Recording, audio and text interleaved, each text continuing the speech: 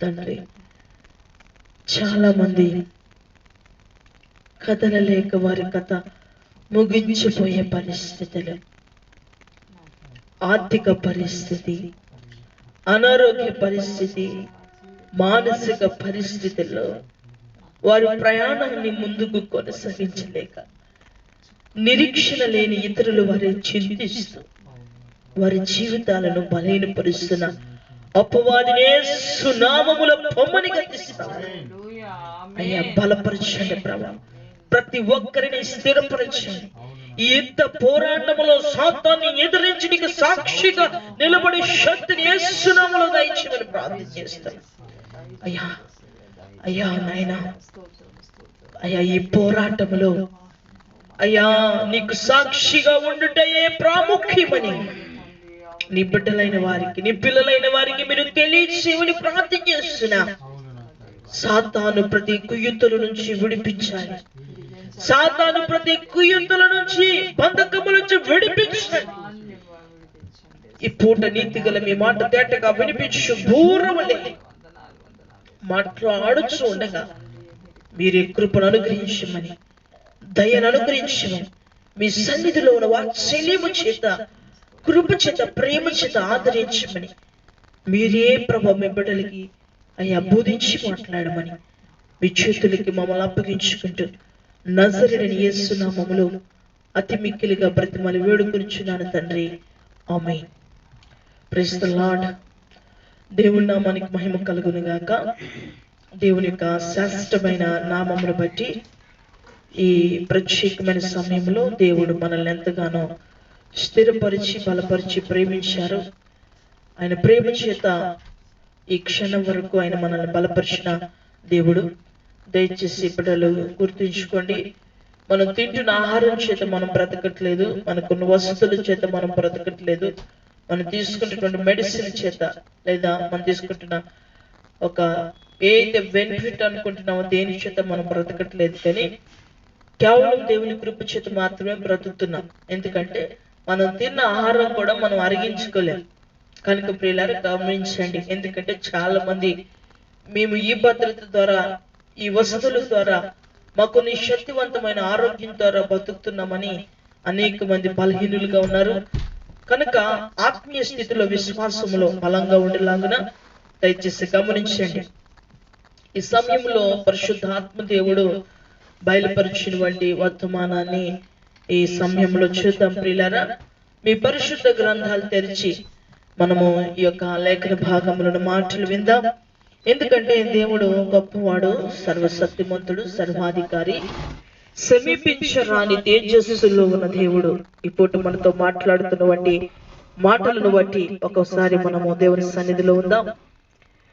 సాతాను తన కుయుక్తుల చేత మానవుడిని చాలా బలహీనపరుస్తూ ఉంది. కనుక సాతాను యొక్క కుయుక్తులు ఏంటనేది మనం తెలుసుకుందాం. సాతాను కుయుక్తుల చేత మోసపోతున్నవారు, భయపడుతున్నవారు, ఐకిక విచారానికి లోబడుతున్నవారు, కృంగిపోతున్నవారు, నిరాశతో బాధపడుతున్నవారు,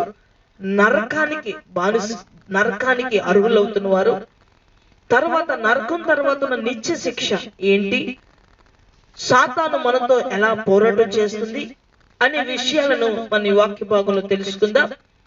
ఇది 2-3 సబ్జెక్టులుగా దేవుడు వర్తమానాన్ని ఇచ్చి ఉన్నారు, కానీ దాన్ని విడదీయడం జరిగింది. అయితే ఈ రోజు మనము సాతాను మోసపరుస్తున్నటువంటి పరిస్థితులను మనం ఎలా అధిగమించాలి, మనం ఎలా జయించాలి అనే భాగాన్ని ఈ పరిశుద్ధ గ్రంథములో నుంచి మనం చదువుదాం. కనుక ప్రియులారా, దయచేసి మీరు చక్కగా ఈ సమయంలో దేవుని యొక్క వాక్యం వింటే మీరు స్థిరపరచబడవలసిందని ప్రభు చేత మీకు మనం చేస్తున్నాను.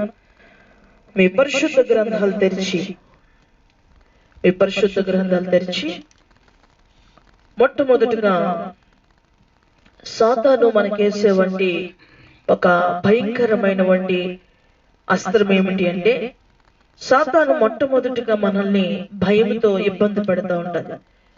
ఎందుకంటే ప్రాథమికంగా పడదొయ్యబడినటువంటి సాతాను తన యొక్క ప్రాథమిక అస్త్రం ఏమిటి అంటే, సర్వలోకములను మోసపరిచే తన ఆలోచన మానవుల్లో స్థిరపరిచి అది మోసము చేస్తూ భయపెడుతూ అందరినీ బలహీనపరుస్తూ ఏం చేస్తుందంటే ఈరోజు అనేకులని మరణానికి గురి చేస్తుంది, అనేకుల్ని ఆత్మహత్య చేసుకునేలా గురి చేస్తుంది, అనేకులను శరీర సంబంధమైన ప్రేరణలకు గురి చేస్తుంది.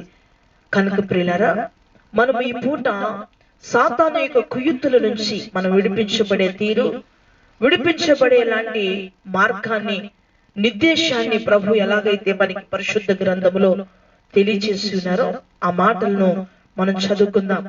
ఎందుకంటే మనము దైవికమైన కృప చేత నడిపించబడుతూ ఉన్నాం. మనము కృపలో నుంచి అధికమైన కృపలోనికి వెళ్ళాలి, మహిమలో నుంచి అధికమైన మహిమలోనికి వెళ్ళాలి. ఇప్పటి మహిమ సరిపోదు, మనం అధికమైన మహిమలోనికి ప్రవేశించాలి. ఇప్పుడు కృప సరిపోదు, ఎందుకంటే అధికమైన కృపలోనికి మనం ప్రవేశించాలి. కనుక అందుకనే దేవుడు అన్నాడు, నేను మిమ్మల్ని అనాథులుగా విడిచిపెట్టను, మీ యొద్ద ఎల్లప్పుడూ ఉండటికే వేరొక ఆదరణకర్తగా మీ యొద్దకు వస్తాను.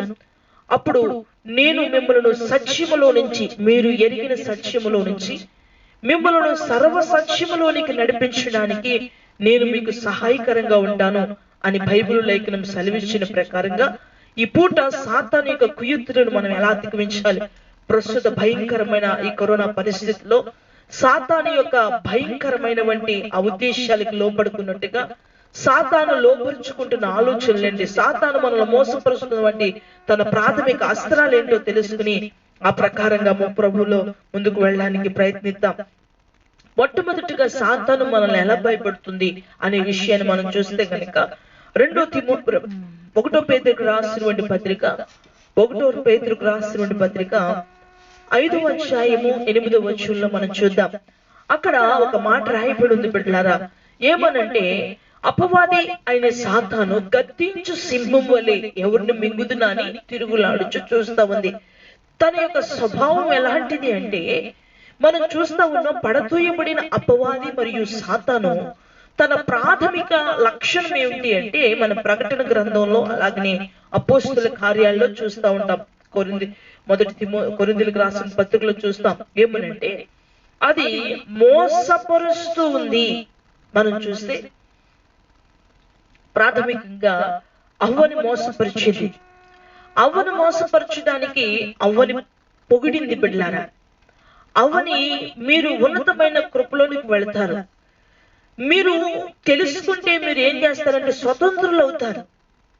మీరు ఇలాంటి విషయాలు మీరు ఆలోచించడం వల్ల మీరు ఒక దేవునికి సమానస్తులుగా అవుతారు. మీరు అంటే తెలుసుకోవాలి. మీరు ఇంకా తెలుసుకోవడంలో ఇంకా వెనకబడ్డారు. మీరు ఒక గొప్ప సృష్టి అని సాతాను ఆదామును అవ్వని పొగడడం ప్రారంభించింది. ఎప్పుడైతే ఈ పొగడతలు అవ్వయినదో అవ్వకి ఒక ఆశ పుట్టింది. కనుక ప్రియులారా, సాతాను మోసపరచడానికి భయపెడుతుందండి. తన యొక్క ప్రాథమిక లక్షణం ఏంటంటే మీరు భయపడి అంటే మనం గమనిస్తే గనక తన ప్రాథమికంగా మోసము చేసి భయపడుతుంది. మనల్ని ఏదో ఒక దానికి గురి చేసి మనల్ని భయపెట్టే స్థితికి తీసుకొస్తుంది. అందుకని మనం చూస్తే కనుక అక్కడ అపవాది గద్దించు సింహము వలె ఎవరిని మింగుదునా అని తిరుగులాడచ్చు. ఈ పూట చూస్తే ప్రియులారా, అనేక మంది సాతానికి దొరకడానికి గల కారణాలు లేదా సాతానికి దొరికేలాంటి బలహీన సమయానికి వెళ్ళిపోతున్నారు. సాతాను ఎవరిని బలహీనపరచదు, సాతాను ఎవరిని కృంగతీయదు, సాతాను ఎవరిని అవిశ్వాసము వైపుకు నడిపించదు, సాతాను ఎవరిని ఐకిక విచారాల వైపుకు నడిపించదు. మానవుడు తన యొక్క విశ్వాసం యొక్క పరిమితిని సంపూర్ణం చెయ్యలేక బలహీనపరచబడి చివరి ఘట్టానికి వచ్చేటప్పటికి సాతానికి దొరికిపోతా ఉంటాడు. ఇక్కడ ఈ కరోనా వైరస్ చేతే కావచ్చు, ఆర్థిక సమస్యల చేతే కావచ్చు, అనారోగ్య సమస్యల చేతే కావచ్చు, మానసిక సమస్యల చేతే కావచ్చు, ఒక మనిషి అపవాదికి అప్పగించబడుతున్నాడంటే వాడు ఏం చేయబడుతున్నాడంటే మోసగించబడుతున్నాడు. ముందు ఇదిగో నీ పని అయిపోయింది, ఇంకో నీకు ఇంకా లేదు, నీకు అయిపోయింది, నీ పని అయిపోయింది అని చెప్పి సాతాను ఏం చేస్తుందంటే నేను దుఃఖానికి కురంగదీస్తా ఉంటాను. నీ నరనరాలలో నీ జీవక్రియలకు ప్రేరేపిస్తూ ఉంటాను. ఇది గద్దించు సింహం వలె ఉంటుంది కానీ సింహము కాదు. నిన్ను ప్రేరేపణలు బలంగా తీసుకొస్తుంది కానీ నిన్ను భయపడుస్తుంది. అది మింగుదానికి నిన్ను మింగాలంటే ముందు అది ఏం చేయాలంటే నువ్వు భయపడాలి. అందుకని అంటున్నాడు, నువ్వు ధైర్యంగా ఉంటే భయపడవసరంలా. నువ్వు మోసపోతే కనుక నిన్ను మింగడానికి ప్రయత్నిస్తుంది. నువ్వు భయంతో ఉంటే నిన్ను మింగడానికి ప్రయత్నిస్తుంది. అపవాదికి మనం దొరకకుండా ఉండాలంటే ముందు ధైర్యం. అందుకంటాడు, మీరు నిర్భరము కలిగి ధైర్యముగా ఉండు. దేవునికి స్తోత్రం కలుగును గాక. చదవండి ఆ మాటలు మనం చదువుదాం. నిబ్బరమైన బుద్ధి గలవారై చదవండి. మొదటి పేతురుకు రాసినటువంటి పత్రిక 5వ అధ్యాయము 8వ వచనం చదవండి. నిబ్బరమైన బుద్ధి గలవారై మెలకువగా ఉండుడి.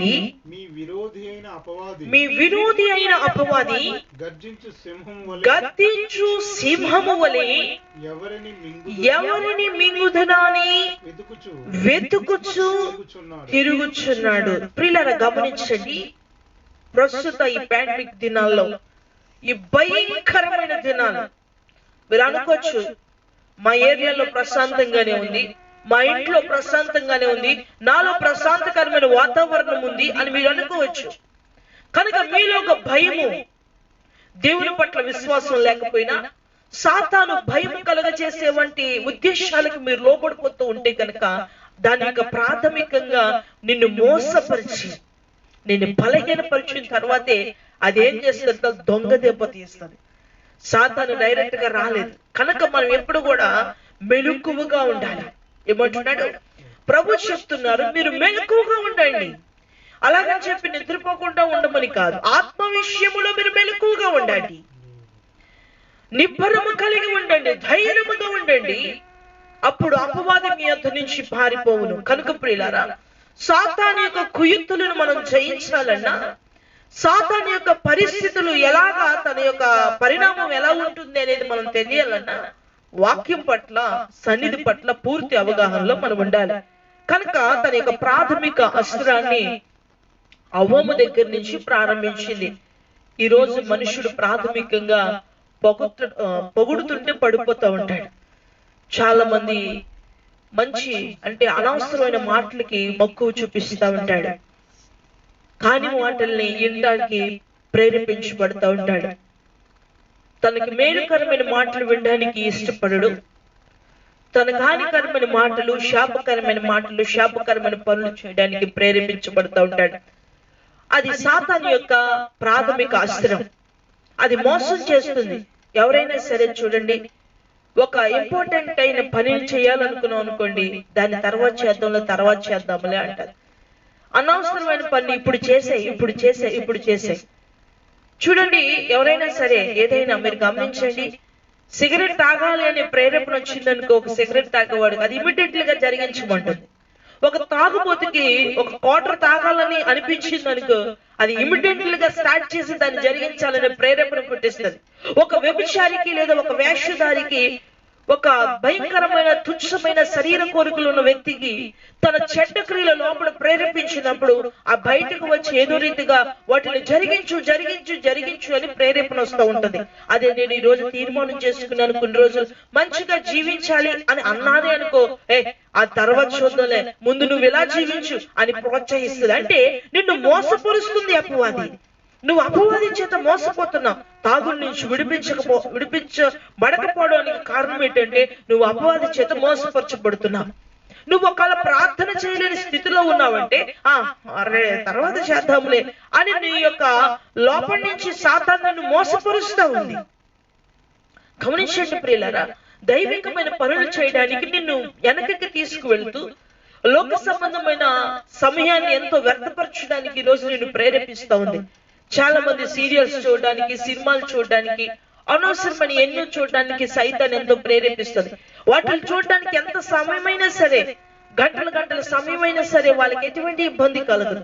కానీ 10-20 నిమిషాలు లేదా అరగంట ఉపదేశాన్ని వినడానికి మాత్రం వాళ్ళకి ఎంతో సమయం ఖర్చు అయిపోయినట్టుగా ఎంతో ఇబ్బంది పడతారు. అంటే వీరిని దేనికి ప్రోత్సహిస్తుంది, దేనికి అపవాది ప్రేరేపిస్తుంది అంటే తను మోసపరుస్తూ ఉంది. కనుక ప్రియులారా, ప్రాథమిక అస్త్రం ఏంటంటే మనల్ని బ్రతకనివ్వకుండా అది మనలో ఒక మేనరిజాన్ని, ఒక దాని దేవునికి విరోధంగా జీవించే పద్ధతులు మనలో జరిగించడానికి మనల్ని పురుగొలిపేది అపవాది యొక్క ప్రాథమిక అస్త్రం. ఆదాముని అలాగనే అవ్వని దేవుడు నిర్మించిన, దేవుడు ఏర్పరిచిన వంటి ఆ జీవన విధానము నుంచి వేరుగా జీవించడానికి ప్రేరేపించింది. కనుక ప్రియులారా, పరిస్థితులు చాలా భయంకరంగా ఉన్నాయి కనుక మనం అందరం కూడా ప్రభు యొక్క సన్నిధిని ఎరిగి ఉన్నాం కనుక దయచేసి భయముతో, వణుకుతో దేవుని యొక్క పద్ధతులను, దేవుని యొక్క దైవికమైన క్రమమును ఎరిగి జీవించుటకు మనకి కృప అనుగ్రహించులాగున ఆ దైవికమైన సన్నిధికి లోబడదాం. చూడండి సాతాను ఎలా మోసపరుస్తుంది. 1 కొరింథీయులకు రాసినటువంటి పత్రిక 6వ అధ్యాయము 9వ వచనం. 1 కొరింథీయులకు రాసినటువంటి పత్రిక 6వ అధ్యాయము 9వ వచనం. మీ పరిశుద్ధ గ్రంథాలు తెరిచి చదువుగా విందాం. 1 కొరింథీయులకు రాసినటువంటి పత్రిక 6వ అధ్యాయము 9వ వచనం. అన్యాయస్తులు దేవుని రాజ్యమునకు వారసులు కానేరని, దేవుని రాజ్యమునకు వారసులు కాలేరని మీకు తెలియదా? మోసపోకుడి, జారులైనను, విగ్రహారాధికులైనను, వ్యభిచారులైనను, ఆడంగితనము గలవారైనను, పురుష సంయోగులైనను, దొంగలైనను, లోపులైనను, తాగుబోతులైనను, దోషకులైనను, దోచుకుని వారైనను దేవుని రాజ్యమునకు వారసులు కానేరరు. కనుక ప్రియులారా, ఇక్కడ వాక్యం స్పష్టంగా చెప్తుంది. కాబట్టి సాతాను పని ఏమిటి అంటే దేవుడు సిద్ధపరిచిన వంటి ఆ ప్రణాళికలో నుంచి మనల్ని తప్పించడమే కదా. ప్రాథమికంగా ఆదామును అవ్వని ఆ ప్రణాళిక నుంచి తప్పించి ఇప్పుడు మన అందరినీ కూడా ప్రతి ఒక్కరిని ప్రేరేపిస్తూ అనుక్షణము తను ఏం చేస్తుంది అంటే ఈ దురాలోచనలన్నీ, ఈ యొక్క స్వభావాలన్నీ మానవుడిలో నుంచి బయటకు వచ్చి అది బయట నుంచి తీవ్రమైన రూపాన్ని ధరించి కార్యసిద్ధి జరిగించి దేవుని యొక్క రాజ్యములో నుంచి, దేవుని యొక్క కృపలో నుంచి వెడలిపోవునట్టుగా మానవుడిని ప్రేరేపిస్తూ మోసపరుస్తున్న అస్త్రాలు విగ్రహారాధన, తాగుబోతు, తిరుగుబోతు, వ్యభిచారము, వేషధారణ, భయంకరమైన విచ్చలవిడితనము ఈ రోజు దేవుని బిడ్డలుగా ఉండనివ్వకుండా ఇవే ప్రధానమైనవి. కాబట్టి వీటితోనే ఈ రోజు యావత్ ప్రపంచాన్ని వేడుతుంది అపవాది. యావత్ లోకానంతటిని కూడా ప్రేరేపిస్తుంది అపవాది. అందుకనే కదా ఇవి చాలా స్పీడ్ గా చేస్తాడు. ఇంట్లో ఒక 100 రూపాయలు ఇవ్వాలన్నా, ఒక 500 రూపాయలు ఇవ్వాలన్నా, ఇంట్లో ఏదన్నా ఖర్చు పెట్టాలన్నా ఎంత కష్టమో, కానీ ఒక 200-300 ఖర్చు పెట్టి తాగాలన్నా, లేదా తనకి ఇష్టం వచ్చింది ఖర్చు పెట్టాలన్నా చాలా ఈజీగా ఖర్చు పెట్టేస్తా ఉంటారు.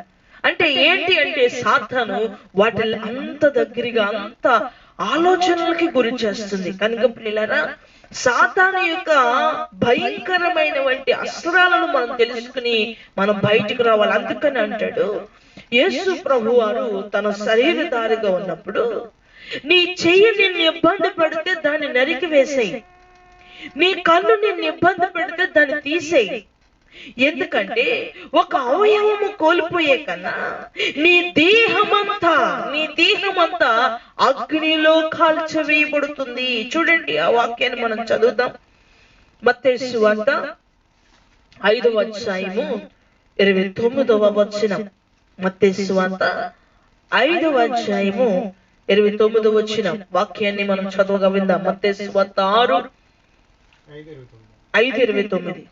నీ కుడి కన్ను నిన్ను అభ్యంతరపరచిన ఎడల దాన్ని పెరికి నీ యొద్ద నుండి పారవేయము. నీ దేహమంతయు నరకములో పడవేయబడకుండగా నీ అవయవములో ఒకటి నశించుట నీకు ఉపయోగకరమే కదా. ప్రభు స్పష్టంగా చెప్తున్నాడు. చాలా మంది ఉండలేనండి. ఎందుకు ఉండలేవు? అది నేను ఎందుకు ఆజ్ఞాపిస్తుంది? కొంతమంది విగ్రహారాధన అది స్టేటస్ సింబల్ గా ఫీల్ అవుతాడు, అఫీషియల్ గా, గర్వంగా. అది పెద్ద విశేషం. అది నోరుండి ముక్కుండి అసలు అవి ఉంటాయి కానీ వాసన చూడవు, చెవులుండి వినవు, నోరుండి మాట్లాడవు. వాటి కొరకు మీరు గర్వంగా ఫీల్ అవుతా ఉన్నారు. ఎంత అసహ్యకరం అండి. దేవుడు అందుకన్నాడు, ఇశ్రాయేలుతో ఒడంబడిక చేసుకున్నాడు, మీరు ఏ రూపమును ఏ విగ్రహమును మీరు పెట్టడానికి వీల్లేదు. ఆయన మాట్లాడాడు ప్రియులారా. కనుక దేని చేతైనా మీ అవయవములు, మీ మనస్సు, మీ భావోద్వేగాలు ఏ అయినా సరే మీ ఆధీనం తప్పితే మీరు దానిని చాలా జాగ్రత్తగా నియంత్రించండి. లేకపోతే మీ దేహమంతా నరకములోనికి వెళ్ళిపోతుంది. ఎంత ఘోరమైన పరిస్థితి. మనం తెలుసుకుందాం. ఇది సబ్జెక్ట్ 1. మన 2లో అసలు నరకం అంటే ఏంటి, మనం నరకానికి సంబంధించినటువంటి అసలు నరకాన్ని ఎవరు సృష్టించారు, అసలు నరకానికి ఎవరు వెళ్తారు, తర్వాత నరకంలో ఎలాంటి పరిస్థితులు ఉంటాయనే భాగాన్ని కూడా మనం రేపటి దినాన్ని చూద్దాం. కనుక ఈ రోజు అసలు మోసపరచబడితే జరిగే పరిణామం ఏంటి అంటే, ఈ రోజు అపవాది చేత మోసపడి నువ్వు తాగుబోతుగా ఉన్నావేమో, నువ్వు తిరుగుబోతుగా ఉన్నావేమో, నువ్వు విగ్రహారాధికుడిగా ఉన్నావేమో, నువ్వు మోసం చేస్తున్నావేమో, దేవుణ్ణి కూడా మోసం చేస్తున్నావేమో, నువ్వు వ్యభిచారిగా జీవించున్నావేమో, నీ పాపాలు క్షమించబడ్డాయో లేదో నీకు ఒక నిర్ధారణ లేదేమో. ఇలాంటి పరిస్థితుల్లో నువ్వు ప్రయాణిస్తే గనక నువ్వు నరకానికి వెళ్ళిపోతావు. ప్రియులారా, మీరు గమనించండి. ఈ మధ్యకాల సమయంలో అనేక మంది చనిపోయారు. వాళ్ళందరినీ అపవాది ఏం చేసిందో తెలుసా? ప్రాథమికంగా భయపెట్టింది, తర్వాత వాళ్ళని బలహీనపరిచింది, తర్వాత వాళ్ళని సాతాను తీసుకుని వెళ్ళిపోయింది. ఎందుకో తెలుసా? ఈ రోజు భయం చేత, పరిశుద్ధత లేక అప్పగించబడుతున్న వాళ్ళందరూ దేవుని రాజ్యానికి వెళ్ళరు. చాలా మంది అంటూ ఉంటారు, ఎందుకు నరకం సృష్టించబడింది? దేవుడు ప్రేమ కలిగిన వాడు కదా, దేవుడు దయాసంపన్నుడు కదా, నరకాన్ని ఎందుకు సృష్టించాలి అని మీరు అనొచ్చు. ఎందుకంటే ఆయన ప్రేమమయుడే, ఆయన కృప కలిగిన దేవుడే, ఆయన దయ కలిగిన దేవుడే. ప్రాథమికంగా పడదోయబడిన అపవాదికి నిర్మించబడింది ఒక స్థలం. ఇక్కడ మనం గమనించవలసింది ఏంటంటే, దేవుడు తన యొక్క ప్రత్యేకమైన ఒక నిర్మాణాన్ని మన కొరకు సిద్ధపరిచారు. ఆ నిర్మాణంలో ఉండాలంటే ఒక యోగ్యత కావాలి. ప్రతి వారు ఆ నిర్మాణంలో అయోగ్యంగా ప్రవేశించడానికి వీల్లేదు, యోగ్యంగానే ప్రవేశించాలి. ఒక ఆత్మహత్య చేయాలంటే 5 నిమిషాలు పట్టదు, కానీ దానికి మూల్యం జీవితకాల శిక్ష. లేదు, ఒక వ్యభిచారం చేయడానికి మనిషికి చాలా తక్కువ సమయమే, కానీ జీవితకాల శిక్ష మూల్యం తప్పదు. అలాగే ఈ రోజు భూమి మీద మానవుడు తన యొక్క జీవితానికి, దాని యొక్క పరిణామానికి ఏంటి అనే దాన్ని భూమి మీదే తెలియజేశాడు సర్వోన్నతుడు, సజీవుడు. కనుక మానవుడి పాపముల నుంచి విడిపించబడితేనే కానీ మోక్షం లేదు, ఈ పాపం నుంచి విడిపించబడితేనే కానీ నిత్య జీవము లేదు. కొన్ని భౌతికమైన పురాణాలు, కథలు చెప్తున్నాయి మానవుడు కొంత శిక్షను అనుభవించిన తర్వాత స్వర్గానికి వెళ్ళిపోతాడు అని. కానీ బైబిల్ చెప్తుంది యుగ యుగములు శిక్ష అనుభవిస్తాడు అని. ప్రియులారా, అలాంటి శిక్ష ఉంది కనుకే మానవుడు భూమి మీదే దైవికమైన కృప కొరకు ఎదురు చూడాలి.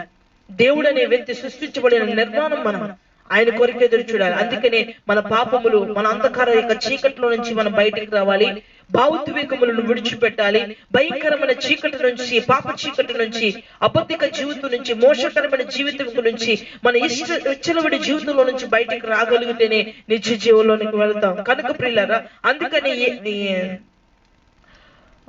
చూడండి, ప్రకటన గ్రంథంలో యాకోబు పత్రిక 1వ అధ్యాయము 22వ వచనాన్ని చదువుదాం. యాకోబు రాసినటువంటి పత్రిక 1వ అధ్యాయం 22వ వచనం. మీరు వినువారై మీరు వినువారు మాత్రమై ఉండి మిమ్మును మీరు మిమ్మలను మీరు మోసపరుచుకోకుండా వాక్య ప్రకారము ప్రవర్తించువారనై ఉండుడి. ఇప్పుడు చూస్తే కనుక ప్రియులారా, అపవాది మోసం చేస్తుంది ఎలాగంటే, వాక్యము విని వాక్యానుసారముగా నడవకుండా మోసం చేస్తుంది. ఎంత భయంకరమైన పరిస్థితి అండి. అందుకే కదా ఈ పూటను వాక్యం వింటున్నప్పటికీ వాక్యానుసారంగా నడవలేకపోతున్నా. కనుక ప్రాథమికంగా సాతాను నిన్ను మోసపరుస్తుంది. ఇది బైబిల్ చెప్తున్న సత్యం. అంటే నువ్వు సాతాను చేత మోసపరుస్తున్నావు సుమి.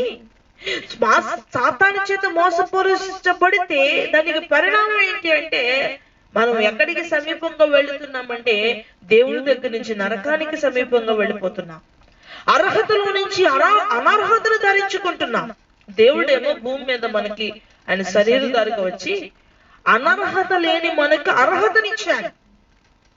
అర్హతను పొందుకున్న మనము అనర్హత కొరకు మరలా ప్రయాసపడుతున్న పరిస్థితి నేటి సంఘాలలో, నేటి సమాజంలో మనం చూస్తా ఉన్నాం. కనుక ప్రియులారా, బైబిల్ వాక్యానుసారంగా నడుచుకునే కృపాక్షేమం మనకు దయచేయును గాక. ప్రకటన గ్రంథము 20వ అధ్యాయము 10వ వచనం. ప్రకటన గ్రంథము 20వ అధ్యాయము 10వ వచనం. 20వ అధ్యాయము 10వ వచనం చదువుదామండి.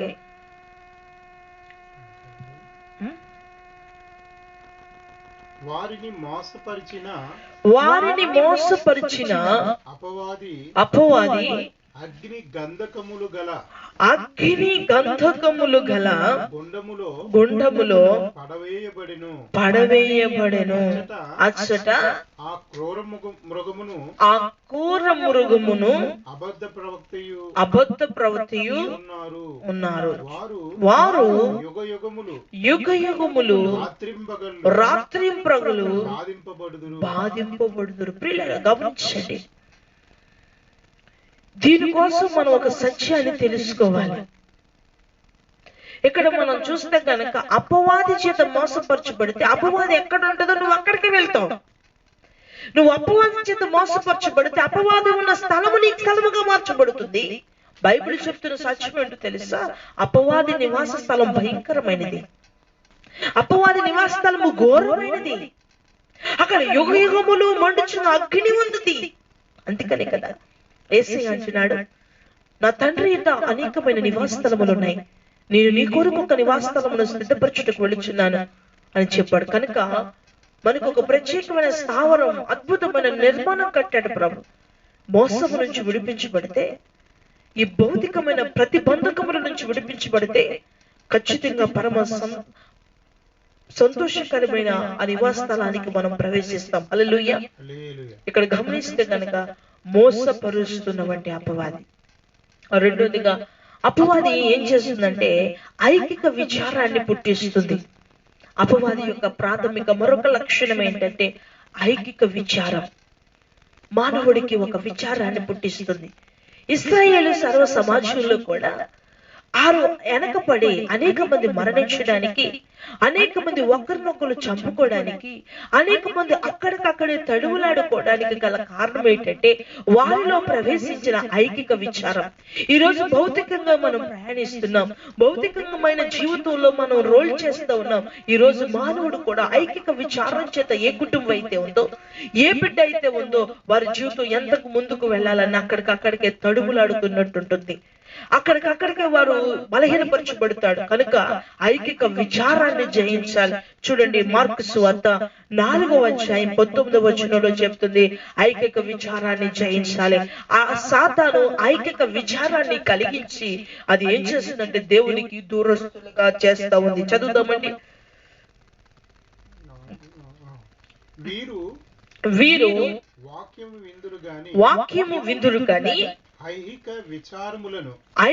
ఐకిక విచారములను ధనమోసములను మరి ఇతరమైన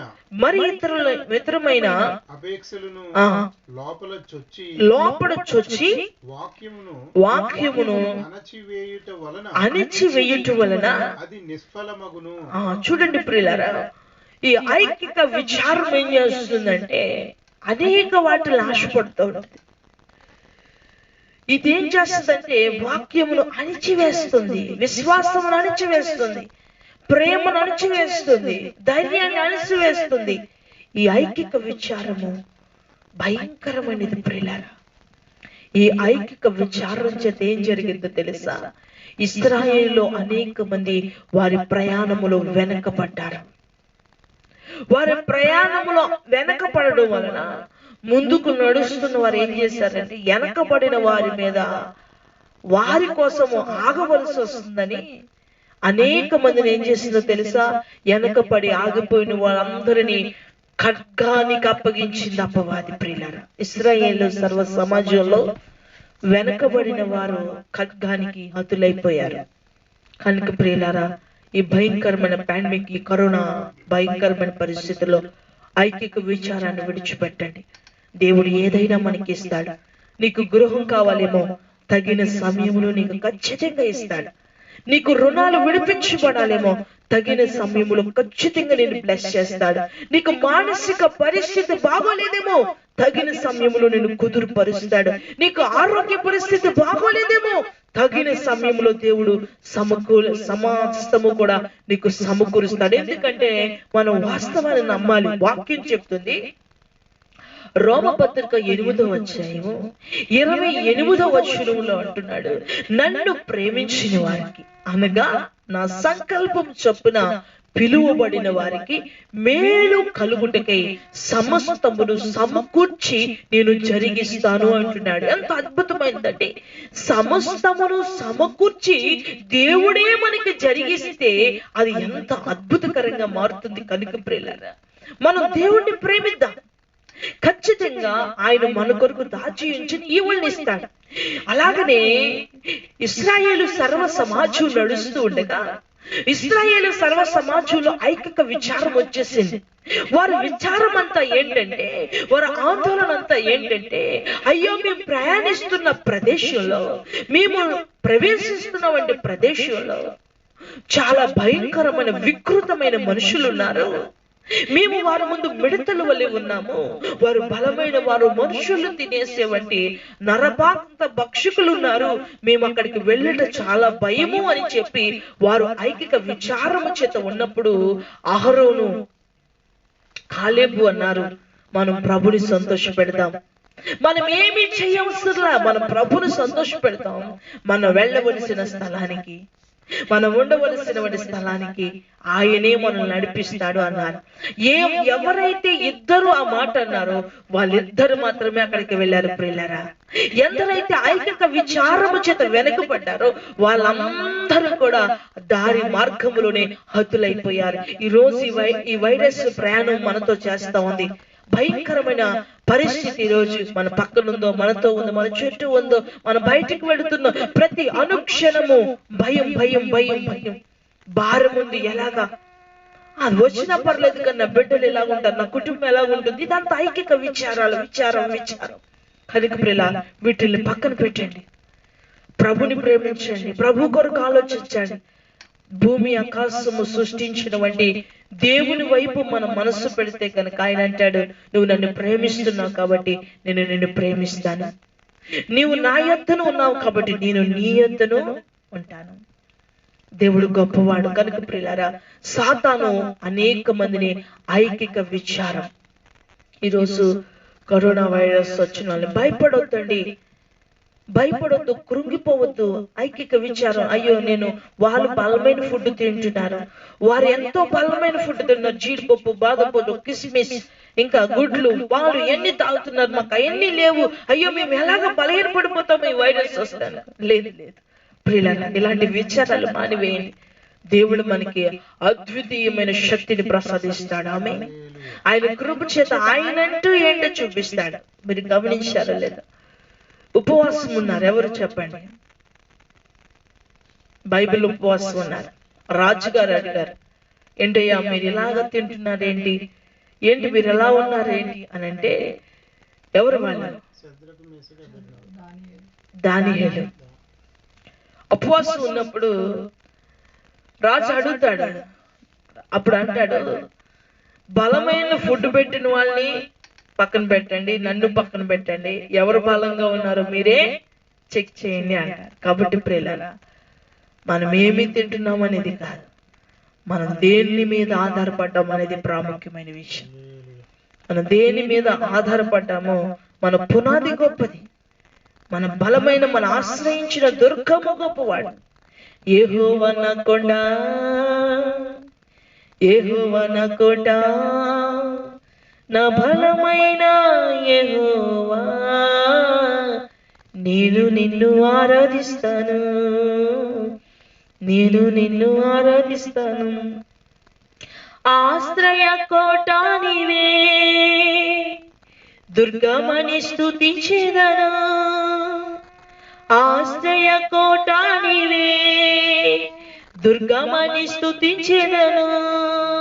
కదల్చబడని పునాది నీవే, కదల్చబడని పునాది నీవే, నిన్ను నేను ఆరాధిస్తాను. యేసయ్యా, నిన్ను నేను ఆరాధిస్తాను, నిన్ను నేను ఆరాధిస్తాను. యేసయ్యా, నిన్ను నేను ఆరాధిస్తాను. యెహోవా నా కొండ,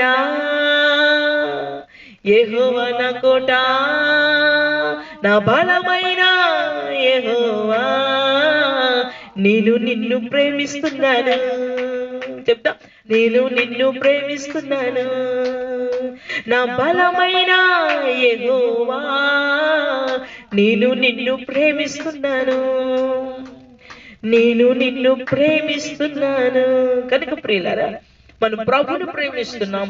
ఆయన బలమైన దేవుడు, కదల్చబడిన పునాది, ఆయన ఆశ్రయ దుర్గము, ఆశ్రయ కొండ. కనుక ప్రియులారా, మనం ఐకిక విచారాలను విడిచిపెట్టాలి. వాక్యం చెప్పినప్పుడు బాగానే వినొచ్చు, వాక్యం చెప్పిన వంటి 2-3 రోజులు బాగానే ఉండొచ్చు.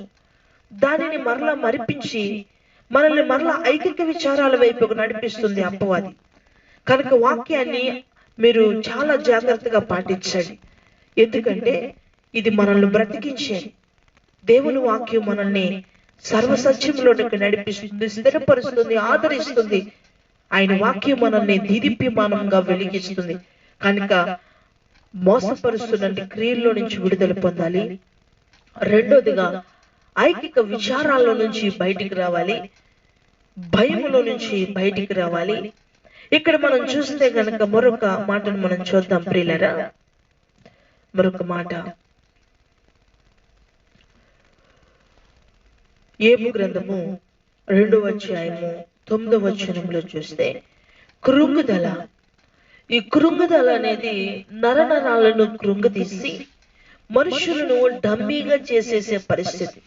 ఈరోజు ఎంతో మంది కరోనా వైరస్ వస్తుందేమని కృంగుదల, వచ్చేసిన వారు వచ్చేసిందే దీన్ని జయించలేము అని కృంగుదల. ఈ కృంగిపోవడం వలన మన బాడీ ఎంత యాక్టివ్ గా ఉంటుందో అంత యాక్టివ్నెస్ అంతటిని కూడా కోల్పోయి అది సాతానికి అప్పగించబడుతుంది. మొన్న 2 రోజుల కింద సాతాన్తో మాట్లాడాం. అదే వచ్చి మాట్లాడింది. అది కొన్ని సందర్భాల్లో రేపు దాన్ని పంచుకుంటాను. మాట్లాడుతున్నప్పుడు దానికి నేను సువార్త ప్రకటిస్తున్నాను. నువ్వు మారు మనసు పొందొచ్చు కదా, అనేక మంది ఇలాగా బలహీనపరచబడుతున్నారు, అనేక మందిని ఎందుకు మరి ఇలా బలహీనపరిచి ఇలా తీసుకుని వెళుతున్నావు అని అంటే, మనుషుల్ని బలహీనపరచడానికి మనుషుల యొక్క విధానాలని లేదా మనుషుల్ని తీసుకువెళ్ళిపోయే అర్హత నాకు లేదు, కానీ మనుషులు తమకు తాము బలహీనపరచబడిన తర్వాత నాకు అప్పగించబడుతున్నారు. ప్రియులారా, సాతాను మనల్ని బలంగా ఉన్నప్పుడు ఏం చేయలేదు, మనం ధైర్యంగా ఉన్నప్పుడు మనల్ని ఏం చేయలేదు, మన విశ్వాసం స్ట్రాంగ్ గా ఉన్నప్పుడు అది మనల్ని కదల్చలేదు. ఎప్పుడైతే కృంగిపోతావో, ఎప్పుడైతే బలహీనపరచబడతావో, ఎప్పుడైతే అవిశ్వాసంలోనికి వెళ్ళిపోతావో, ఎప్పుడైతే నిరాశలోనికి వెళ్ళిపోతావో, అప్పుడు అపవాది నీ దగ్గరికి వస్తుంది. అపవాది నిన్ను ఇంకా భయంకరమైన స్థితి, మనల్ని బాగా ఉన్నప్పుడు మనల్ని ఏం చేయలేదు ప్రియులారా అంటుంది అపవాది. ఏమంటుందంటే, చివరికి క్షణములో వారిన ఎందుకు వస్తున్నారు, వారు నమ్ముకున్న దేవుని మీద ఆధారపడకుండా వారి సొంత ఆలోచనలు, వారి సొంత నిర్ణయాల మీద కృంగిపోయి కుషించిపోయి చివరికి అప్పగించబడుతున్నారు తప్ప నేను ఎవరిని తీసుకోలేదు అంటుంది. కనుక ప్రియులారా దయచేసి వినండి, కురుంగిపోవద్దు. ఏబుని తన భార్య ఎంతో కురుంగ తీసింది, ఎన్నో అనహాని మాటలు మాట్లాడింది. తనకున్న భయంకరమైనటువంటి పరిస్థితి మనందరికీ తెలుసు. ఏబు జీవితంలో మనం చూసాం.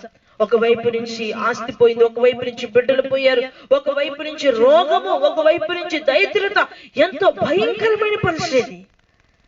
భార్య కూడా వచ్చి ఇంకెందుకు నువ్వు బ్రతకడం. చాలా మంది దీర్ఘకాలిక వ్యాధులతో ఉన్నప్పుడు దేవుడు తీసేసుకుంటే చాలు, ఈ బాధను మేము చూడలేకపోతున్నాం అనేటువంటి వారు ఉన్నారు.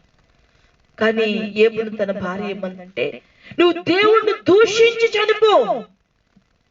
చాలా మంది ఇష్టం వచ్చినట్టు సినిమాలు చూస్తారు, ఇష్టం వచ్చినట్టు సమయాన్ని గడిపేస్తారు. ఒక ప్రార్థన జీవితం ఉండదు, ఒక ఆరాధన జీవితం ఉండదు, ఒక విశ్వాస జీవితం ఉండదు, ఒక భయం కలిగిన జీవితం ఉండదు, ఏమీ ఉండదు. ఏదన్నా భయంకరమైన జబ్బు జాడి వచ్చినప్పుడు, దేవుడు నాకు అన్యాయం చేసావేంటి, నువ్వు ఎంతవరకు నీ జీవితంలో 30 సంవత్సరాలు, 20 సంవత్సరాలు, 40 సంవత్సరాలు, 50 సంవత్సరాలు నీ ఇష్టం వచ్చినట్టు జీవించేసి తీరా ఏదోటి వచ్చిన తర్వాత దేవుడు నువ్వు ఇలా చేసేవేంటి అన్న ఎంతవరకు కరెక్ట్? ఆ మాట పలకడానికి కూడా అనర్హులు అని గుర్తించక చాలా మంది దేవుడు అనే వ్యక్తి ఒక తయారుగా, ఒక డమ్మీగా ప్రజలు కనిపిస్తున్నాడు. సర్వశక్తిమంతుడట, రోషం కలిగిన వాడట, తన మహిమని ఎవరికి చెందనేవాడు. అది గుర్తుంచుకోండి ప్రియులారా, మనం అనేస్తే సరిపోదు. కనుక ప్రియులారా ఇక్కడ అంటున్నాడు కృంగుదల. చాలా మందిని ఈరోజు కృంగదీసింది అపవాది. చాలా మంది అవిశ్వాసం చేత కృంగదీస్తుంది. అదిగో వ్యాధి వచ్చేస్తుందేమో చాలా మంది భయపడిపోతూ ముందుగానే కృంగిపోతూ చనిపోతున్నారు. చాలా మంది వ్యాధి వచ్చిన తర్వాత కూడా వారి భయంతో వారు కృంగిపోయి అనేక మంది చనిపోతా ఉన్నారు. అనేక మందిని మనం చూస్తా ఉన్నాం. చాలా మంది ఇటీవల కాలంలో తెలిసినటువంటి ఒక బలమైన బిడ్డ, ఇంచుమించుగా 34 సంవత్సరాలు ఉంటాయి. ఆ బిడ్డకి కరోనా వచ్చింది, ఇంట్లోనే ట్రీట్మెంట్ చేసుకుంటున్నాడు. కరోనాకి తాయితు కట్టించుకోవడానికి వెళ్ళాడు. కరోనాకే తాయితు కట్టుకోవడానికి వెళ్ళాడు. ఒక విద్యావంతుడు, ఒక టీచర్ గా పనిచేస్తున్నటువంటి వ్యక్తి.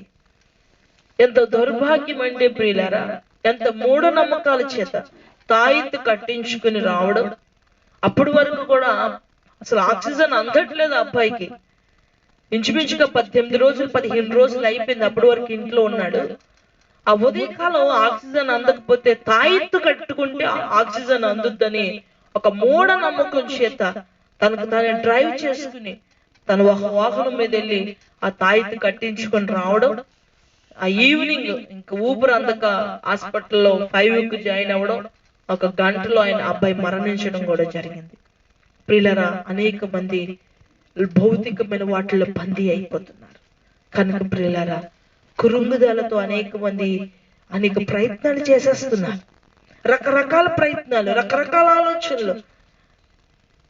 దేవుడు ఇలా ఉంచాడు, సంతోషించండి. అనేక ప్రయత్నాలు చేసి దేవుడు విసిగించొద్దు, అనేక విధాలుగా చెయ్యొద్దు. దేవుడు ఒక నూతన మార్గం తెరిస్తాడు. ఒక మార్గం ముయ్యబడిందని బాధపడవసరం లేదు. నీ ఎదుటి 7 మార్గాలు తెరవబడి ఉన్నాయి. ఏది క్షేమమో, ఏది ఆశీర్వాదకరమో, ఏది మేలుకరమో, ఏది సురక్షితమో దానిని ఎందు దేవుడు తెరిచి ఉంచుతాడు. హల్లెలూయా. కనుక ప్రియులారా, కృంగుదలను విడిచిపెట్టాడు. ఎలా నువ్వు ఇలా ఉంటున్నావు, ఎలా ఉంటున్నావు అని మనల్ని అడగాలి ప్రియులారా. మనం ఎలా ఉండగలుగుతున్నాం? అది దేవుని గొప్ప విషయం ఏంటంటే, మీ పరిస్థితి ఎంత మారిపోయింది కదా, మీరు ఎలా ఉంటున్నారు? నేను కాకినాడ వచ్చిన కొత్తలో నా కోసం ఎవరికి కొంచెంగా తెలియకపోయినా నేనుంటున్న పరిస్థితులు, కొన్ని విధానాలు తెలిసిన తర్వాత వీళ్ళు ఎలా ఉంటున్నారు, ఎంత హ్యాపీగా, ఎంత విధానంగా అని కొంతమంది ఆలోచిస్తూ ఉండేవారు. చాలా మందికి అనుకుంటూ ఉంటారు, ఈమె ఎక్కడికి వెళ్తుంది, ఏం చేస్తారు, వీళ్ళు చాలా హ్యాపీగా తిరుగుతూ ఉంటారు, ఏం చేస్తారు. చాలా మందికి డౌట్. ఎందుకంటే మనం ఏం చేస్తున్నాం అనేది, మన యొక్క పద్ధతి, మన యొక్క నడిపింపు, మనం ఒకరిని అడగవలసిన పనిలే, ఒకరి మీద ఆధారపడవలసిన పనిలే, మనం ఒకరిని యాచించవలసిన పనిలే. మన పని మనం చేసుకుంటే మనకు ఆయన ప్రొవైడ్ చేస్తాడు. హల్లెలూయా. కనుక ప్రియులారా, భూమి ఆకాశం సృష్టించిన సృష్టికర్తకు మనం వర్క్ చేస్తున్నాం. ఆయన మీద భూమి ఆకాశం సృష్టించిన సృష్టికర్త మీద మనం ఆధారపడ్డాం. మనకు సామాన్యుడమైనటువంటి ఒక ఎమ్మెల్యే మీద ఆధారపడితే, ఒక ఎంపీ మీద ఆధారపడితే, ఒక కలెక్టర్ మీద ఆధారపడితే ఈరోజు బెడ్ కూడా దొరకలేని పరిస్థితి. ఒక బెడ్ ట్రీట్మెంట్ చేయించుకోవడానికి ఒక బెడ్ కూడా దొరకలేని పరిస్థితి. ఈరోజు కలెక్టర్ రికమెండేషన్ చేయవలసి వస్తుంది, ఎమ్మెల్యే ఎంపీస్ రికమెండేషన్ చేయవలసి వస్తుంది, డైరెక్టర్ సీఎం కి రికమెండేషన్ చేయవలసి ఉంది ఒక ఆఫ్టర్ బెడ్ కోసం. కానీ ఏంటి పరిస్థితి? కానీ సర్వశక్తిమంతుడు అంటున్నాడు, సర్వాధికారి అంటున్నాడు, నా రెక్కల కింద నీకు సురక్షితమైన కృప ఉంది అంటున్నాడు. కనుక ప్రియులారా, ఈ భూమి ఆకాశము సృష్టించిన సృష్టికర్త మీద ఆధారపడితే మన జీవితం అంతా ఎంత ఆనందకరంగా వెళుతుంది. అందుకంటున్నాడు, సాతాను ఏం చేస్తుందంటే కృంగదీస్తా ఉంది. కనుక ప్రియులారా, చాలా మంది వాళ్ళ యొక్క స్వయంకృత అపరాధాల చేత మరణానికి అప్పగించబడుతున్నారు. దేవుడు స్వస్థపరచాలనుకున్నప్పటికీ వాళ్ళ నిర్లక్ష్యం, ప్రార్థన చేయలేని నిర్లక్ష్యం. చాలా మంది ఈ మధ్యకాల సమయంలో బిడ్డలు, ప్రియులు వారితో మాట్లాడుచుండగా, ఈ ఎండ తట్టుకోలేకపోతున్నామండి, ప్రార్థన చేయలేకపోతున్నామండి, ఈ ఎండ తట్టుకోలేకపోతున్నామండి, నీరసం వచ్చేస్తుందండి అని మాట్లాడుతా ఉన్నా. కనుక ప్రియులారా, మనం ప్రభుతో ఉండడానికి మాత్రమే నీరసం అనుకోకూడదు. చాలా మంది ఏం చేస్తున్నారంటే ఖాళీ లేదండి అంటున్నారు. ఒక్కసారి ఆయన ఖాళీ చేస్తే నీ పరిస్థితి ఎలా ఉంటుందో నువ్వు ఊహించుకో, జస్ట్ ఊహించుకో, చాలా సరిపోతుంది. కనుక ప్రియులారా, భయముతో, భక్తితో, వణుకుతో దేవుని యొక్క సన్నిధి యందు మనం ఉండగలిగితే ఆయన కృప మనల్ని ఎంతగానో నడిపిస్తుంది. హల్లెలూయా. కనుక ప్రియులారా, అనేక మంది ఆర్థిక సమస్యలతో కృంగిపోతున్నారు. ఆర్థిక సమస్య ఎంత కుంగుబాటును తీసుకొస్తుందంటే, అనారోగ్య సమస్యనైనా తట్టుకోగలుగుతాడు, అవమానాన్నైనా తట్టుకోగలుగుతాడు, ఆకలి బాధనైనా తట్టుకోగలుగుతాడు, ఎవరైనా కొట్టినా తిట్టినా తట్టుకోగలుగుతాడు, దేనైనా బిడ్డలు లేకపోయినా, లేదంటే భార్య వదిలేసి ఏదైనా తట్టుకోగలుగుతాడు. కానీ ఈ యొక్క ఆర్థిక సమస్య ఏదైతే ఉందో అది ఎలాగ మానవుల్లో ప్రేరేపిస్తుంది అంటే, ఎలాగ మానవుల్లోనికి చొచ్చుకుపోతుంది అంటే, నరాలను కృంగ తీసేస్తుంది. ప్రియులారా, నరాలను ఏం చేస్తుంది? కృంగ తీసేస్తా ఉంది. అది మనిషిని తింటున్న ఆహారం ఎంత తీసుకుంటున్నా సరే ఒంటికి పట్టనివ్వదు. ఎందుకంటే కనుక ప్రియులారా, మనము కృంగిపోవలసిన అవసరం లేదు. అప్పు నీదనుకుంటే నువ్వు కృంగిపోవచ్చు. నీ తండ్రి నిన్ను కన్నాడు కాబట్టి నీ తండ్రికి కూడా సమాన హక్కు ఉంది, నీ అప్పు తీర్చగలిగే హక్కు. కనుక ఆయన నీ అప్పు తీర్చుతాడు. ఎందుకంటే ఆయన మనకు తండ్రి ఉన్నాం కాబట్టి ఆయన యావదాస్తికి మన వారసులై ఉన్నాం. దేవునికి స్తోత్రం కలుగును గాక. పిల్లల రొట్టె పిల్లలకే, పిల్లల రొట్టె పిల్లలకే, తండ్రి ఆస్తి పిల్లలకు సొంతం, తండ్రి ఆస్తి పిల్లలకు సొంతం. యేసు కుమార్తెను నేనే కదా, యేసు కుమారుణ్ణి నేనే కదా, యేసు కుమార్తెను నేనే కదా, యేసు కుమారుణ్ణి నేనే కదా. శాపం ఇక ఉండదు, వ్యాధి ఇక ఉండదు, శాపం ఇక ఉండదు, వ్యాధి ఇక ఉండదు, లేమి ఇక ఉండదు, శాపం ఇక ఉండదు.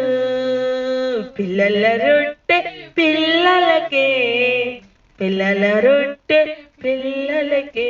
హల్లెలూయా.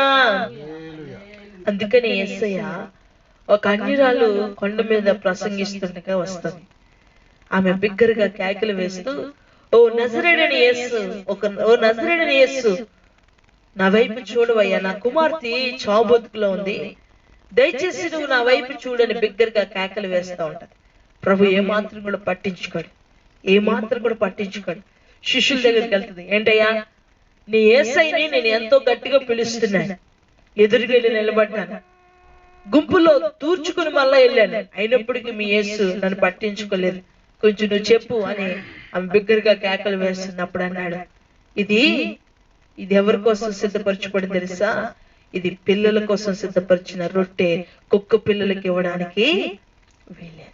ఇది నా పిల్లల కొరకు సిద్ధపరిచింది, నా పిల్లలు కాని వారికి ఇవ్వడానికి వీల్లేదు అన్నాడు ఆయన. హల్లెలూయా.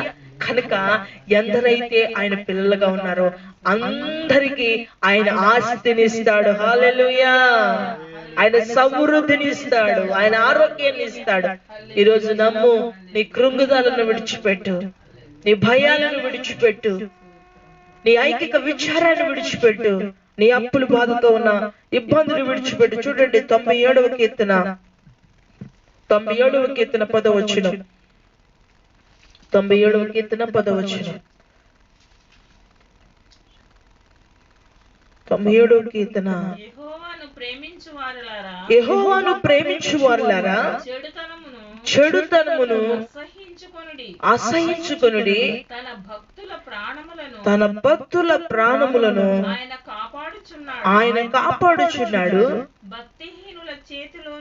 భక్తిహీనుల చేతిలో నుంచి ఆయన వారిని విడిపించును. యేసు నామములో నువ్వెవరికైతే రుణపడి ఉన్నావో వారి దగ్గర నుంచి దేవుడు విడిపించును గాక.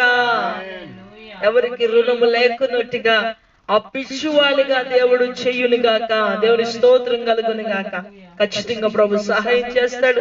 దేవుడు ఎంతో నమ్మదగిన వాడు. అందుకన్నాడు, భక్తిహీనుల చేతిలో ఉండడానికి వీల్లేదు, నిన్ను బాధించి వారి చేతిలో నువ్వు ఉండడానికి వీల్లేదు, నువ్వు దుఃఖపరిచే వారి చేతిలో నువ్వు ఉండడానికి వీల్లేదు, నిన్ను ప్రశ్నించే వారి చేతిలో నువ్వు ఉండడానికి వీల్లేదు. నువ్వు విశ్వసించే ప్రభుని దేవుడు కార్యం మొదలు పెట్టి ఉన్నాడు. హల్లెలూయా. హల్లెలూయా. ఖచ్చితంగా దేవుడు చేస్తాడు. ఎందుకంటే ఇది సాతాను ఏం చేస్తుందంటే నిరుత్సాహం కలిగిస్తుంది. నా ప్రయత్నాలు ఏమీ లేవే, నా ప్రయాస ఏమీ లేదే, నా ఉద్దేశం ఏంటి లేదే, ఇది ఎలా జయించాలి, ఈ ఆర్థిక సమస్యను ఎలా జయించాలి, ఈ అనారోగ్య సమస్యను ఎలా జయించాలి, ఈ కుటుంబాన్ని ఎలా నడిపించాలి అని నీలో నిరుత్సాహం కలిగిస్తుంది అపవాది నిరుత్సాహం కలిగించి నిన్నేం చేస్తంటే క్రమేణా బలహీనపరిచి అపవాది స్వాధీనపరుచుకుంటుంది. కనుక ప్రియులారా, నిరుత్సాహం పడవసరం లేదు, కృంగుబాటు రానవసరం లేదు, భయం పడవసరం లేదు, ఐకిక విచారంలోనికి వెళ్ళవసరం లేదు, మోసపోవసరం లేదు.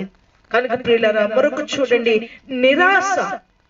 నిరాశకి లోబడ అవసరం లేదు. ఎందుకంటే దేవుడు గొప్పవాడు, మన ఆశలన్నీ ఆయన తీర్చేవాడు.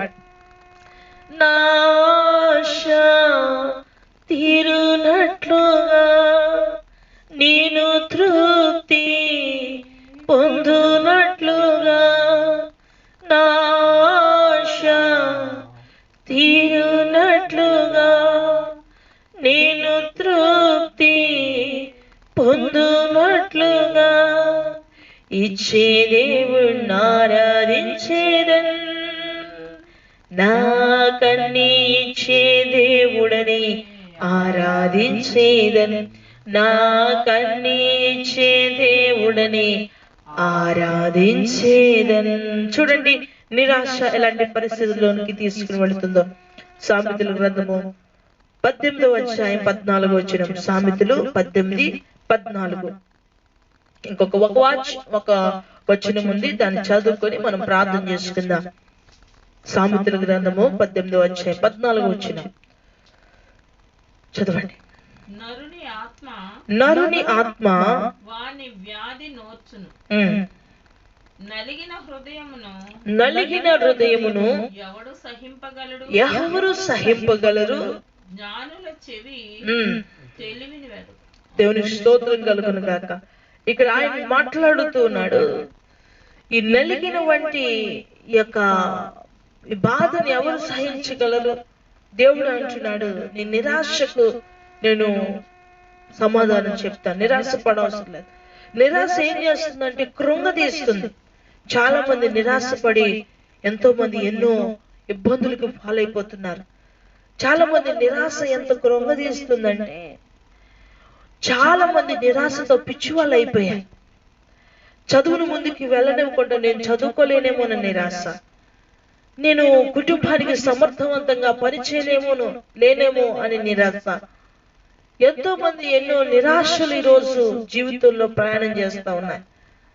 చాలా మంది చాలా రకాల నిరాశలు, ఆశ లేని వంటి ఒక క్వశ్చన్ మార్క్, ఆకాశం వైపు ఎక్కువ మంది చూస్తూ ఉంటారు.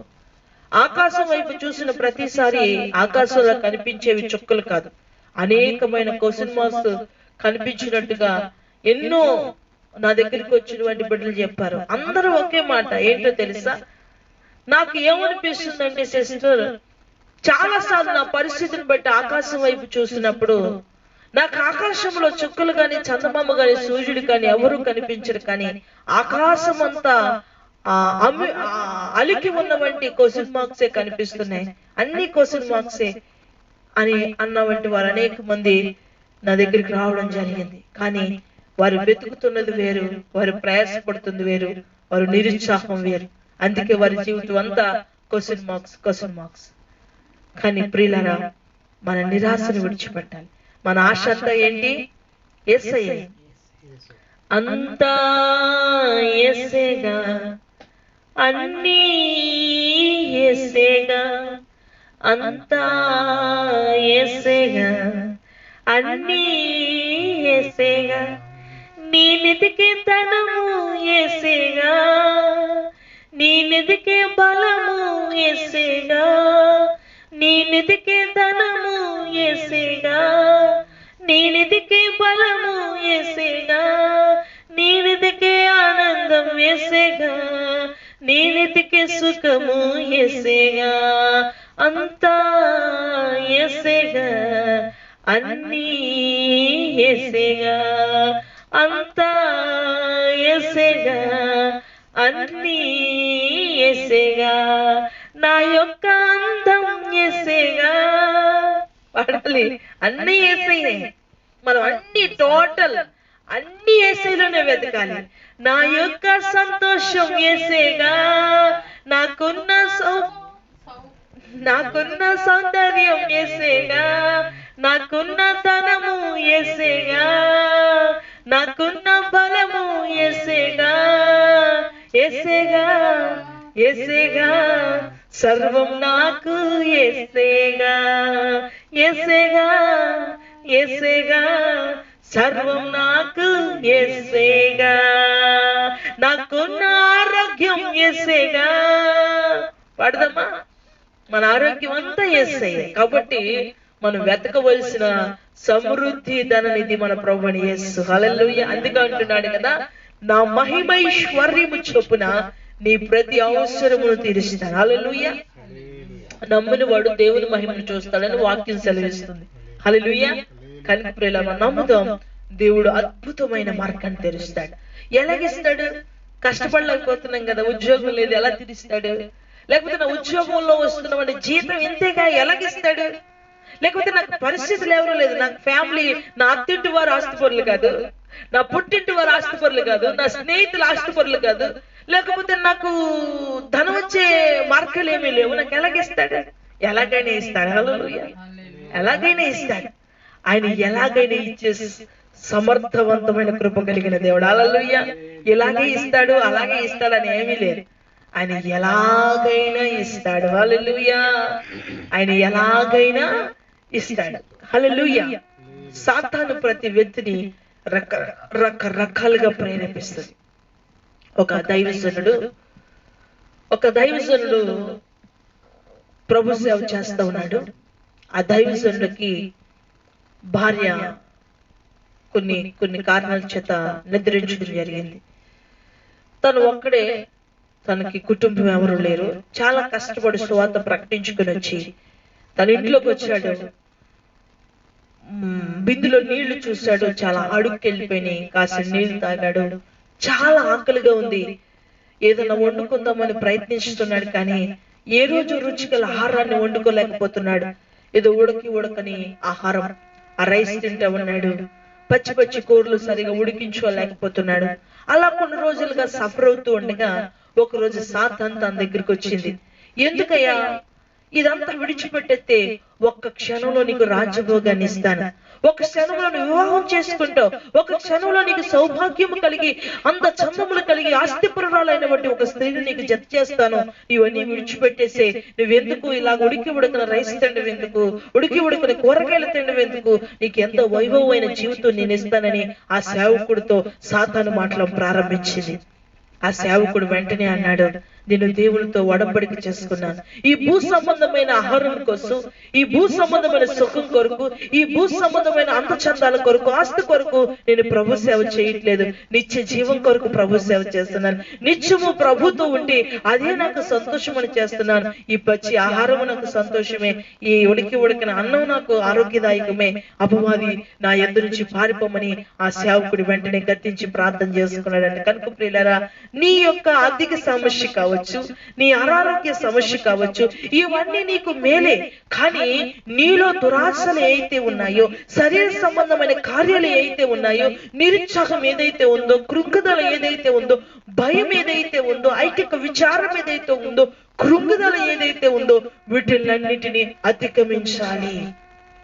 వీటిలన్నిటిని అధిగమించకపోతే అపవాది సాతాను దీన్ని విధానముగా ప్రయాణం తీసుకుని వెళ్ళి నిన్ను కృంగుబాటులను తీసుకుని వెళ్ళి అపవాది సడన్ గా దాడి చేస్తుంది. కొన్ని రకాల జంతువులు ఉన్నాయి. నాకు ఇటీవల కాలంలో ఆ జంతువుల కోసం తెలియదు, కానీ కొన్ని సందర్భాల వల్ల ఆ జంతువుల కోసం తెలుసుకోవడం జరిగింది. ఈ కరోనా వైరస్ కూడా ఎలాగా ప్రభుని అడిగినప్పుడు 3 రకాల జంతువుల చేత, వాటి యొక్క ఫంగస్ చేత ఈ కరోనా వైరస్ ను లాలాజలం ద్వారా తయారు చేశారని ప్రభు చెప్పడం జరిగింది. అందులో ఒక జంతువు యొక్క లాలాజలం ద్వారా ఒక వ్యక్తి ఒక జంతువుని ఆ జంతువు కరిస్తే ఆ జంతువు ఏమవుతుందంటే క్రమేణా బలహీనపరచబడి మరలా ఆ జంతువు కొన్ని రోజుల తర్వాత వచ్చేటప్పటికి ఆ జంతువుని ఎదిరించలేక ఈ వ్యక్తి, ఈ జంతువు కరిపించుకున్న జంతువు ఏం చేస్తుందంటే కొన్ని రోజులకి బలహీనపరచబడి ఆ జంతువు అలా కృషించిపోయి కుళ్ళిపోయి ఈ కరిసిన జంతువుకి అప్పగించబడుతుందంట. కనుక ప్రియులు, ఈ రోజు అపవాది కూడా నిన్ను కాటు వేస్తే నువ్వు బలహీనపరచబడతావు. అపవాది నిన్ను కాటు వేస్తే నువ్వు అపవాదికి స్వాధీనపరచబడతావు, కృంగిపోతావు. అపవాదిని ఎదుర్కొనే సర్వంత కవచములను నువ్వు ధరించాలి. ఈ అంధకార దురాత్మ సమూహాలలో నువ్వు దేనిని విడిచిపెట్టకుండా అన్నిటిని జయించాలి. జయించగలిగితేనే సాతాను యొక్క సామ్రాజ్యాన్ని కూలగొడితేనే నువ్వు జయించగలవు. కనుక ప్రియులారా, మనము భయాన్ని విడిచిపెట్టాలి. మొట్టమొదటిగా అపవాది గద్దించి సింహం వలె ఎవరిని మింగుతున్నా అని భయపెడుతుంది, భయాన్ని విడిచిపెట్టాలి. తర్వాత సర్వలోకమును మోసపరచు, అపవాది మోసపరుస్తుంది. కాబట్టి అపవాది మోసపరుస్తున్న మోసాలు ఏంటో మనం విన్నాం. ఆ మోసాల నుంచి బయటికి రావాలి. ఐకిక విచారం, అపవాది ఐకిక విచారాల చేత ఎంతో బలహీనపరుస్తూ ఉంది. కనుక ఐకిక విచారం నుంచి బయటికి రావాలి. తర్వాత నిరాశలో నుంచి బయటికి రావాలి. తర్వాత కృంగుదలలో నుంచి బయటికి రావాలి. కృంగుదల ఎంత బలహీనపరుస్తూ ఉందో, అపవాది మనల్ని కృంగదీసి ఎంత భయంకరంగా దాడి చేస్తుందో మన వాక్య రూపంగా చూసాం. తర్వాత నిరాశ ఎట్టి పరిస్థితికి తావు తీస్తుందో మనం చూసాం. కాబట్టి నిరాశలో నుంచి ప్రతి ఒక్క బిడ్డ బయటికి రావాలి. తర్వాత అప్పుల బాధ నుంచి, ఈ అప్పుల బాధ వల్లే నిరాశ కలిగిస్తూ ఉంటుంది. కనుక ప్రియులారా, ఎన్ని సమస్యల్ని మనం జయించగలిగితే కనుక ఈ పాండమిక్ దినాల్లో, ఈ భయంకరమైన వైరస్ దినాల్లో మనం జయించాలి. కనుక ప్రియులారా, ఈ యొక్క భాగంలో చెప్పబడిన అపవాది మోసపరుస్తున్నటువంటి ఈ క్రియలన్నిటి చేత నడిపించబడితే రేపుడి యొక్క ఉపదేశం యొక్క సారాంశం ఏంటి అంటే, అసలు నరకం ఎందుకు సృష్టించబడింది, నరకానికి వెళ్ళడానికి ఎటువంటి మార్గాలు ఉన్నాయి, నరకం నుంచి తప్పించుకోవడానికి ఎటువంటి పరిస్థితులు మనకున్నాయి, అసలు నరకం ఎలా సృష్టించబడింది, నరకంలో ఏమేం జరుగుతాయి అనే విషయాలు రేపుడు భాగంలో తెలుసుకుంటాం. ఎందుకంటే ఒకవేళ ఈ రోజు సాతాను మోసపరుస్తున్న వంటి ఎన్ని మాటలు వచ్చినాయి, భయం ఒకటి, మోసం ఒకటి, ఐకిక విచారం ఒకటి, కృంగుదల ఒకటి, నిరుత్సాహం ఒకటి, నిరాశ ఒకటి, ఎన్నొచ్చినాయి మరలా లెక్కట్టేలా? భయము, మోసము, ఐకిక విచారము, కృంగుదల. మనం ఇంకొక అంశాన్ని మర్చిపోయాం, ఆలస్యం. దయచేసి ఒక 10 నిమిషాల్లో దీన్ని కూడా ముగించుకుందాం. ఒక చిన్న మాట నేను మరొకసారి మీకు రిమైండ్ చేస్తున్నాను. భయము, మోసము, ఐకిక విచారము, నిరుత్సాహము, కృంగుదల, నిరాశ, ఆలస్యం. మరొక విషయాన్ని మర్చిపోయాం. సాతాను మరొక అస్త్రం ఏంటంటే ఆలస్యం. మన ప్రార్థనకి ఆలస్యం కలగడానికి సాతాను దాన్ని క్రియేట్ చేయడం, అంటే ఆలస్యము ప్రభు చేసినప్పటికీ దాన్ని ఆధారం చేసుకుంటుంది అపవాది. ప్రయత్నాలు కొంచెం ఆలస్యం అవుతున్నాయి అనుకోండి, స్వస్థత కలగడం ఆలస్యం అవ్వచ్చు. మన ప్రయత్నాలు ఫలితానికి రావడానికి కొంచెం ఆలస్యం కలగచ్చు. ఈ ఆలస్యాలను తను ఏం చేస్తుంటే అనుకూలంగా మార్చుకుంటది. దేవుడు వెంటనే మన కొరకు తన యొక్క సమూహాన్ని పంపిస్తాడు. విడుదల కొరకు తన ఒక విమోచన పంపిస్తాడు. సాతాను యొక్క సామ్రాజ్యంలో ఒక యుద్ధం జరుగుతుంది. దీన్ని మనము దానియేలు గ్రంథంలో మనం చూస్తాం. దానియేలు ఉపవాసం ఉండి ప్రార్థన చేస్తాడు. ప్రార్థన చేయగానే దేవుడు దానియేలు దగ్గరికి దేవదూతను పంపిస్తాడు. దానియేలు దగ్గరికి వెళ్ళకుండగా దానియేలు ప్రార్థనకి జవాబు ఆలస్యమయ్యేలాగా, ఆ ప్రత్యుత్తరం ఇవ్వకుండగా చేయడానికి అపవాది ఏం చేసిందంటే ఆ దేవదూతను ఆలస్యమయ్యేలాగా దానిని ఆటంకపరచడం జరిగింది. కనుక ప్రియులారా, నీ ప్రయత్నాలు ఆలస్యం అవుతున్నారని నిరాశపడవసరం లేదు.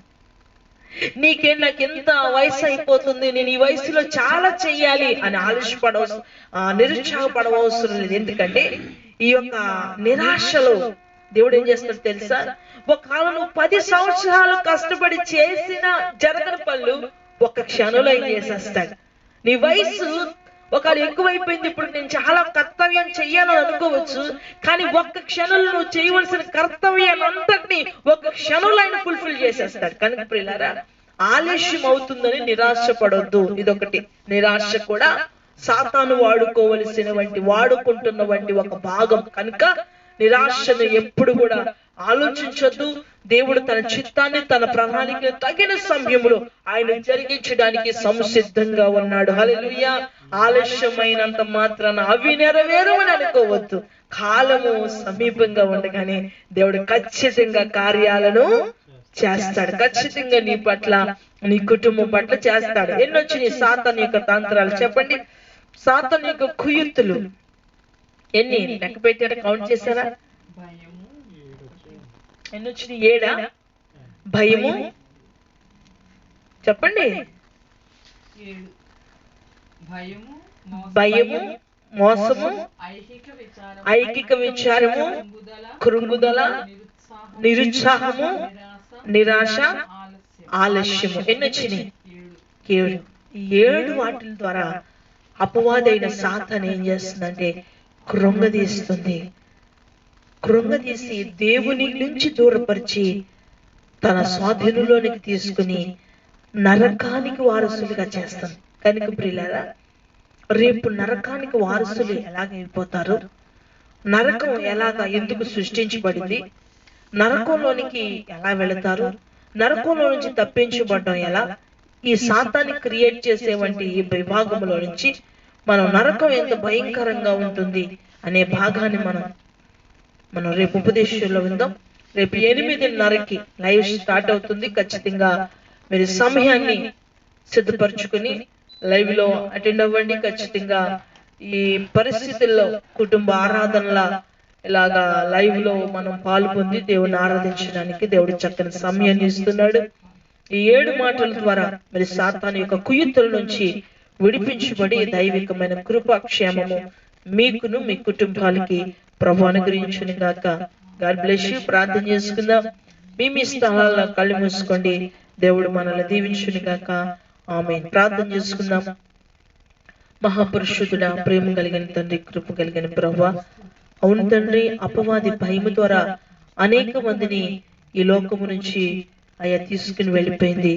అనేక మంది కృంగుదల, అనేక మంది నిరుత్సాహం, అనేక మంది మోసపోవడం, అనేక మంది ప్రభువ నైనా నిరాశ, అనేక మంది ప్రభువ రకరకాలుగా ప్రభువ సాతానుకు అప్పగించబడుతున్నారు. ఈ సమయంలో ప్రభా సాతాను యొక్క కుయుక్తుల నుంచి బిడ్డలు విడిపించబడలాగిన ఈ వర్తమానం ద్వారా బిడ్డలతో మాట్లాడినందుకు వందనాలు. ఈ విషయాల్లో ప్రభా ప్రతి వ్యక్తికి మంచి అవగాహన దయచేయండి. ఉపదేశాన్ని వింటున్న ప్రతి ఒక్క బిడ్డతో మీరు మాట్లాడినందుకు వందనాలు అయ్యా. రేపు నైనా రాత్రికాల సమయంలో అయ్యా మరి సాతాను యొక్క తంత్రముల కొరకు అయ్యా సాతాను యొక్క తంత్రములలో చిక్కుకున్న వారు ఎలా నరకానికి వెళ్ళిపోతారు, నరకం ఎలా సృష్టించబడింది, ఎవరు సృష్టించారో మీరు మాట్లాడమని ప్రార్థన చేస్తున్నా. వాక్యాన్ని ఫలింపు చేయండి అయ్యా నాయన. వాక్యానుసారంగా నడుచుటకు సహాయం దయచేయండి. వాక్యానుసారంగా నడవకుండగా సాతాను మోసం చేస్తుంది ప్రభువా. అయ్యా సాతాను చేస్తున్న మోసకరమైన కీర్తుల నుంచి విడిపించమని, మానసిక పరిస్థితి, అనారోగ్య పరిస్థితి, ఆర్థిక పరిస్థితుల నుంచి ప్రతి ఒక్కబడిని గొప్పగా నడిపించి వారిని విడిపించమని ప్రార్థన చేస్తూ ఈ రాత్రికాల సమయంలో ప్రభువా ఎందరైతే భయంకరంగా మరణముతో అయ్యా పోరాడుతున్నారో వారికి విజయం అనుగ్రహించండి, స్వస్థతను అనుగ్రహించండి. అయ్యా ఎవరైతే ట్రీట్మెంట్ చేసుకుంటూ ఉన్నారో వేసుకుంటున్న మెడిసిన్ బహుగా పనిచేయాలి ప్రభువా. అయ్యా వారు యూజ్ చేస్తున్నటువంటి మెడిసిన్ బహుగా పనిచేయలాగున ప్రతి రోగిని మీరు ముట్టమని ప్రార్థన చేస్తున్నా. యేసు నామములో ప్రతి రోగిని మీరు ముట్టండి ప్రభువా. కాచి కాపాడమని ఈ రాత్రికాల సమయంలో ప్రభా స్వరం ద్వారా, స్వప్నం ద్వారా, దర్శనం ద్వారా నీ బిడ్డలైన వారందరితో మీరు మాట్లాడి నడిపించమని ఈ రాత్రికాల సమయంలో బిడ్డలందరినీ మీ చేతులకు సమర్పణ చేస్తూ యేసు నామములో అతి ముఖ్యంగా అతి వినయముగా బ్రతిమాలి వేడుకొనుచున్నాను తండ్రి. ఆమేన్. యేసు రక్తమే జయం, ప్రవేశరక్తమే జయం, ప్రవేశరక్తం సంపూర్ణ విజయం, అపవాది కనంత నాశనం కలుగునుగాక.